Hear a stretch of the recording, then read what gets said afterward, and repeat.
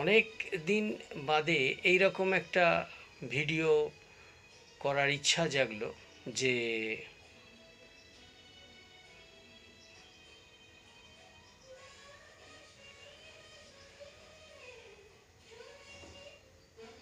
দেখেছি যে বহু লোকের জন্ম তারিখ, জন্ম সময়, জন্ম যে হাতটা দেখা গেছে, ডান হাত অনেকের নেই বা ছোট, বিভিন্ন ধরনের সমস্যা পড়েছে। তাদের বক্তব্য হচ্ছে, তাহলে আমাদের কি এমতো অবস্থায় ভাগ্য নির্বাচন করা যাবে না? অবশ্যই যাবে। আমি এটার ওপরে দেখেছি যে অবশ্যই যাবে। যে মানুষ যে মাসে জন্মাচ্ছে, কোনো মানুষ যেই মাসের মধ্যে জন্মগ্রহণ করছে, সেই মাসাদি ফলের ওপরে অনেকটা নির্ভর করে।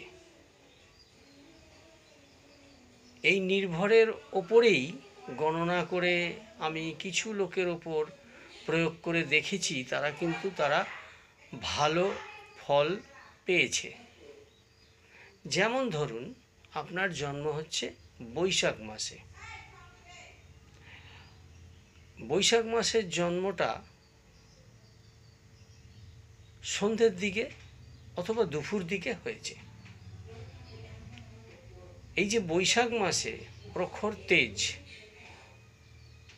এই প্রখর তেজে বৈশাখ মাসে দেখা গেছে যে মেষ রাশির ওপর কতকটা নির্ভর করছে। এই বৈশাখ মাসে যাদের জন্ম হচ্ছে, তাদের যদি কুগ্রহের প্রভাব থাকে, তাহলে দেখা যাচ্ছে তারা অনেক সময় বদ মেজাজি হয়ে থাকে। আবার দেখা যাচ্ছে কিছু কিছু মানুষের একটু আলস্যতা, এবং গায়ে এদের প্রচুর ঘাম দেখা যায়।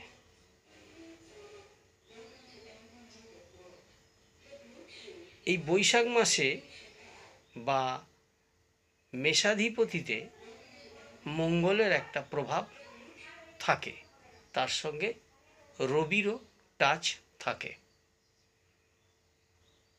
এর ওপর প্রয়োগ করে যদি আমরা দেখি যে বৈশাখ মাসে মেষ রাশির ঘরে কোনো জাতকের জন্ম হচ্ছে, তাহলে দেখা গেল যে আমরা দুটি গ্রহ পেলাম।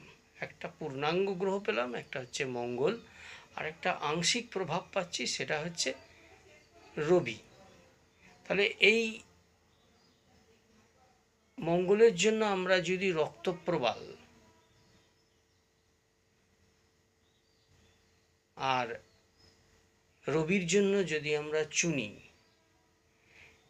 এই সকল ব্যক্তিকে ধারণ করানো যায় বা ধারণ করে, তাহলে দেখেছি যে অনেক ক্ষেত্রেই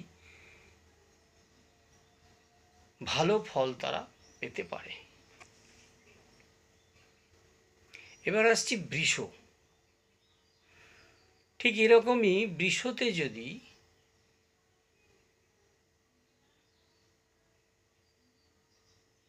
জ্যৈষ্ঠ মাসের একটা প্রভাব পড়ে,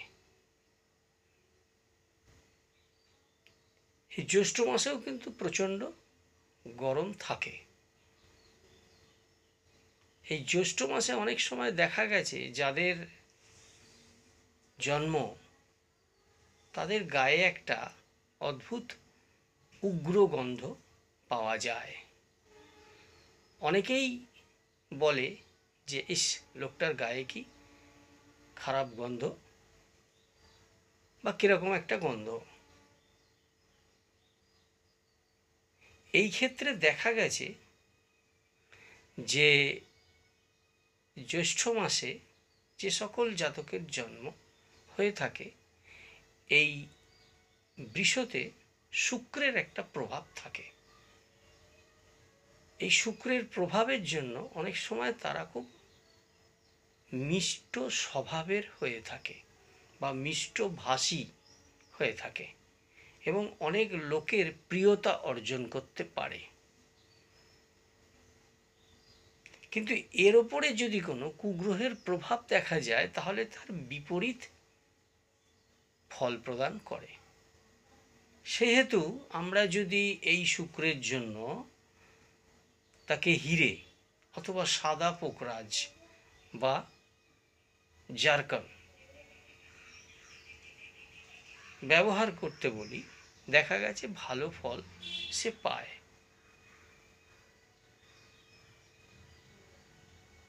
এরপরে আসছি মিথুন রাশিতে, মানে আষাঢ় মাসের।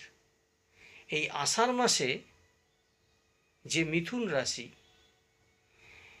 এই মিথুন রাশিতে যাদের জন্ম হয় তারা একটু দোলাচলে থাকে।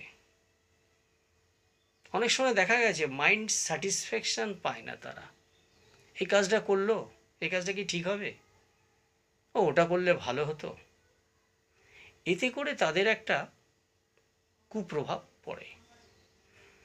যখন এটা কুপ্রভাব পড়ে তখন দেখা যাচ্ছে এই মিথুনের ঘরে বা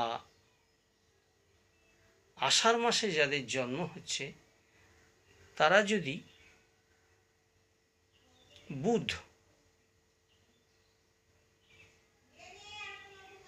মানে পান্না এবং ইয়েলো পোখরাজ মানে হলুদ পোখরাজ যদি ব্যবহার করে, অনেক সময় তারা শুভ ফল পেতে পারে। তাহলে গেল কি, আষাঢ় মাস গেল।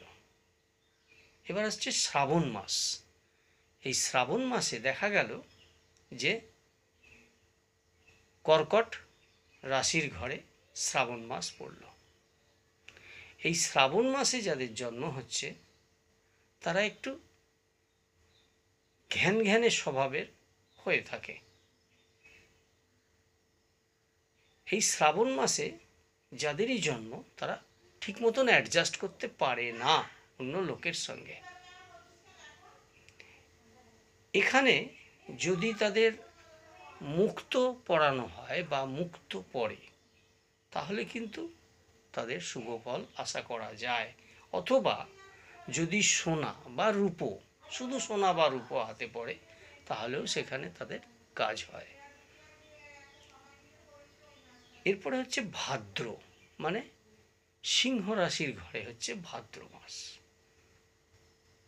এই ভাদ্র মাসে যাদের জন্ম হয় দেখবেন বহু লোক আছে সহসায় বিশ্বাস করে না, তারা বাজিয়ে নেয়। এই যখন বাজিয়ে নেয়, বাজিয়ে নিতে গিয়ে দেখা যায় বেশিরভাগ ক্ষেত্রে তারা ঠকে যায়।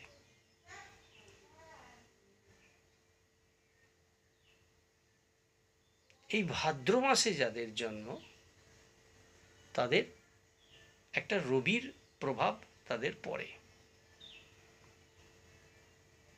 তারা একটু স্লিম চেহারার হয়, মাথায় চুলও তাদের একটু কম থাকে বা কোঁকড়ানো হতে পারে চুলটা। এই রবির জন্য তারা যদি চুনি বা মানিক ব্যবহার করে তাহলে কিন্তু খুব ভালো ফল দেয়। এই ক্ষেত্রে বলবো, যদি এই স্টোন ব্যবহার না করতে পারে তারা কিন্তু অনায়াসে সোনা বা প্ল্যাটিনাম ধারণ করতে পারে। এরপরে আসছে কন্যা, আশ্বিন মাস। এই আশ্বিন মাসেও যাদের জন্ম হয় তারা একটু দেখবেন, কি পুরুষ কি মহিলা, তারা একটু মেয়েলি সম্প্রদায় ভুক্ত হতে পারে বা হওয়ার সম্ভাবনা থাকে। এক্ষেত্রে এটাও দেখতে পাই যে মাইন্ড স্যাটিসফ্যাকশান থাকে না, নার্ভের একটা সমস্যা এসে দাঁড়ায়। এই ক্ষেত্রেও কিন্তু যদি সে পান্না বা পোকরাজ ব্যবহার করে তাহলে কিন্তু তার শুভ ফল দেয়। এরপর হচ্ছে তুলা। এই তুলার ঘরে হচ্ছে কার্তিক মাস। এই কার্তিক মাসে যাদের জন্ম হয় তাদের একটা শুক্রের প্রভাব থাকে, তারাও কিন্তু খুব নমনীয় হয় এবং সুভাষী হয় এবং নরম প্রকৃতিস্থ হয়, মনের দিক থেকে তারা নরম প্রকৃতিস্থ হয়। এক্ষেত্রে যদি সে হিরে অথবা জারকান বা সাদা পোকরাজ ব্যবহার করে তাতে কিন্তু তাদের খুব উপকার হতে পারে। এরপর হচ্ছে বৃশ্চিক, অঘ্রাণ মাস। এই অঘ্রাণ মাসে দেখা গেছে যে এরা একটু প্রতিহিংসামূলক হয়ে থাকে। মানে কেউ যদি এদেরকে আঘাত করে অথবা যদি কেউ এদের পিছনে লাগে তাহলে এরা ঘুরে সেই প্রতিশোধটা নেবার চেষ্টা করে। এক্ষেত্রে যদি তারা চুনি অথবা রক্তপ্রবাল ব্যবহার করে তাতে কিন্তু তাদের খুব ভালো ফল দেয়। এরপর হচ্ছে ধনু। এটা হচ্ছে পৌষ মাসের যাদের জন্ম হচ্ছে। এক্ষেত্রে বৃহস্পতির একটা প্রভাব থাকে, এরা তেজস্বী হয়। এক্ষেত্রে এরা পোকরাজ পড়লে শুভ ফল পেতে পারে। এরপর হচ্ছে মকর, মানে মাঘ মাস। এই মাঘ মাসে যাদের জন্ম হচ্ছে তাদের একটা শনির প্রভাব থাকে। এই শনির প্রভাবে তারা নীলা ব্যবহার করতে পারে অথবা ধাতু হিসাবে সীসা বা রূপো ব্যবহার করতে পারে। এরপর হচ্ছে কুম্ভ, ফাল্গুন মাস। এরা একটু রাশভারী স্বভাবের হয়। এক্ষেত্রে এটাও শনির প্রভাব পড়ে থাকে। এক্ষেত্রে নীলা অথবা সীসা বা রূপো ধারণ করতে পারে। এরপর হচ্ছে মীন। মীন হচ্ছে চৈত্র মাস। এই চৈত্র মাস হচ্ছে বৃহস্পতির মাসাধিপতি। এই বৃহস্পতির জন্য পোকরাজ অথবা পান্না ব্যবহার করতে পারে। তার সঙ্গে যদি কেউ না পারে তাহলে সে ধাতু হিসাবে সোনা অথবা রূপো ব্যবহার করতে পারে। এই যে সমগ্র 12 রাশির 12 মাসের যে ফলাফল, এই ফলাফল কিন্তু রাশিগত দিক থেকে এর যে অ্যান্টিক্লক, এর যে পঞ্চমে, ষষ্ঠে, সপ্তমে, দশমে যে সকল কুগ্রহ এদেরকে বিপরীত প্রভাব ফেলবে তাতে কিন্তু অনেক সময় দেখা গেছে ফল এদিক ওদিক হয়ে থাকে বা হয়। কিন্তু যদি মাসাধিপতি হিসাবে সেই গ্রহের রেমেডি যদি কেউ ব্যবহার করে তাহলে তার ভালো ফল দিতে পারে। কিন্তু মাথায় রাখতে হবে রেমেডি যেন অবশ্যই স্বচ্ছ বা শুদ্ধ হয়।